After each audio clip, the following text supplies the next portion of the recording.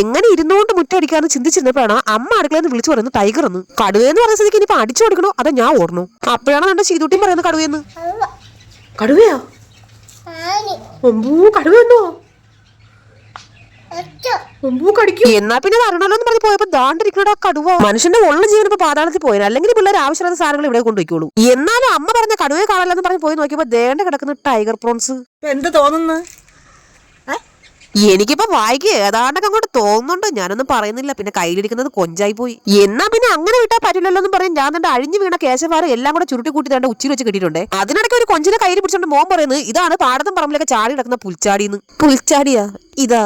ഇനിയിപ്പോ അവൻ ഇതിന് വേറെ എന്തെങ്കിലും പേര് കണ്ടെത്തുന്നതിന് മുന്നേ എല്ലാം കൂടെ വെട്ടിക്കൂട്ടി തന്നെ ചട്ടിയിലാക്കാം. അങ്ങനെ കൊഞ്ചിന്റെ നെട്ടും ബോൾട്ടും എല്ലാം അഴിച്ചു പറക്കി എടുത്ത സ്ഥിതിക്ക് ഇനിയിപ്പോ നന്നായിട്ടൊന്ന് കഴുകിയെടുക്കാം. അനിയന് വില കൂടിയതുകൊണ്ട് ചേട്ടനായ 2 സവാളയും 1 തക്കാളിയും 2 പച്ചമുളകും ഈ ഓല പോലെ ഇരിക്കുന്നത് മല്ലിയിലാണ്. ഇതെല്ലാം കൂടെ നന്നായിട്ട് കുനുകുനെ അരിഞ്ഞെടുക്കാം. അരിയുന്നതിനിടയ്ക്കാണ് ഞാൻ ആ നഗ്നസത്യം മനസ്സിലാക്കിയത്. ഈ സവാളയ്ക്ക് പ്ലാസ്റ്റിക് ആയ കണ്ണ് നീർന്നില്ല എന്ന് പറഞ്ഞ് നാക്ക് ചുരുട്ട് കൂട്ടി തൊള്ളലോട്ട് ഇട്ടതേ ഉള്ളൂ.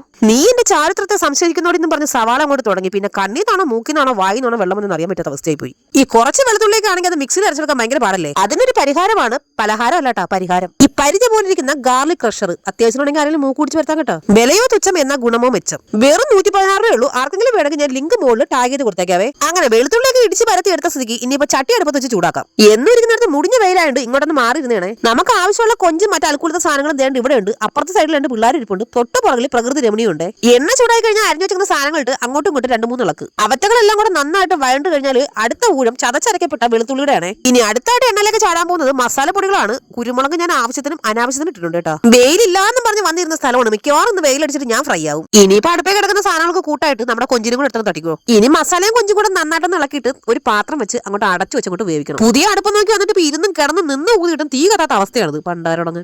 അങ്ങനെ തന്നെ നമ്മുടെ സ്വർണ്ണം പോലെ ഇരിക്കുന്ന കൊഞ്ച് റോസ്റ്റ് ഇവിടെ തയ്യാറായിട്ടുണ്ട്. ഇനി തന്നെ ഒരു വാഴയിലോട്ട് ഒരു 3-4 ചപ്പാത്തി അങ്ങോട്ട് എടുത്തങ്ങോട്ട് നിർത്തണം. ഇനി നമ്മുടെ കൊഞ്ച് റോസ്റ്റിന്റെ പീസുകൾ ഓരോന്നോട്ട് എടുത്തങ്ങോട്ട് നിരത്തി അങ്ങോട്ട് വെക്കണം. ഇനി ഒരു പീസ് ചപ്പാത്തി അങ്ങോട്ട് മുറിച്ച് ആ കൊഞ്ചിന്റെ ഗ്രേവിയിൽ മുക്കി അങ്ങോട്ട് അടിച്ചാലുണ്ടല്ലോ മക്കളെ. ഇവിടെ പിന്നെ നമ്മൾ വെള്ളം മാത്രമേ കുടിക്കാറുള്ളൂ. മോൻ ഒരു പീസ് കഴിച്ചിട്ട് ഈ മനസ്സിൽ ലഡു പൊട്ടിന്നൊക്കെ കേട്ടിട്ടില്ലേ? ഇതേണ്ട അതുമാതിരിയുള്ള അവസ്ഥയായിരുന്നു കേട്ടോ. ഈ മസാലയിൽ മുങ്ങിയിരിക്കുന്ന കൊഞ്ചിനെ ഇങ്ങനെ കഴിക്കാൻ തന്നെ എന്തൊരു ടേസ്റ്റ് ആണെന്ന് അറിയാമോ? അപ്പൊ എങ്ങനെ നിങ്ങളും കൊഞ്ചങ്ങോട്ട് വാങ്ങിക്കല്ലേ? സബ്സ്ക്രൈബ് ചെയ്യാൻ മറക്കരുത് കേട്ടോ.